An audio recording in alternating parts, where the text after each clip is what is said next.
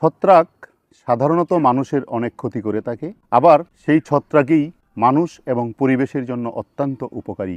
আমি আজকে আপনাদেরকে এমন একটি ছত্রাক দেখাবো যেটাকে বায়োলজিক্যাল ভাষায় বলা হয় জাইলেরিয়া পলিমরফা।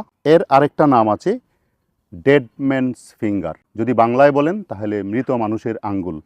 এটাকে কি কারণে মৃত মানুষের আঙ্গুল বলা হয় আমি সেটা ভিডিওর শেষ অংশে একটু দেখাবো।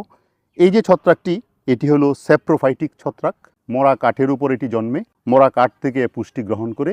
এই ছত্রাকটি এখানে শুকিয়ে গেছে, যদিও শুকিয়ে গেছে তারপরেও এর গঠনটা আপনাদেরকে আমি একটু ক্লোজ আপ করে দেখানোর চেষ্টা করব। সাধারণত শরৎকালে এবং শীতের শুরুতে এর স্পোর উৎপন্ন হয় এবং বাতাসে ছড়িয়ে পড়ে কাঠের খণ্ডের উপর যে ফ্রুট বডি বিকশিত হয়। পরিবেশে ছত্রাক অত্যন্ত গুরুত্বপূর্ণ। জৈব পদার্থের পচন এবং পুনর্ব্যবহারের জন্য ভূমিকা রাখে। মাইকোরাইজা নামক ছত্রাক এক উদ্ভিদ থেকে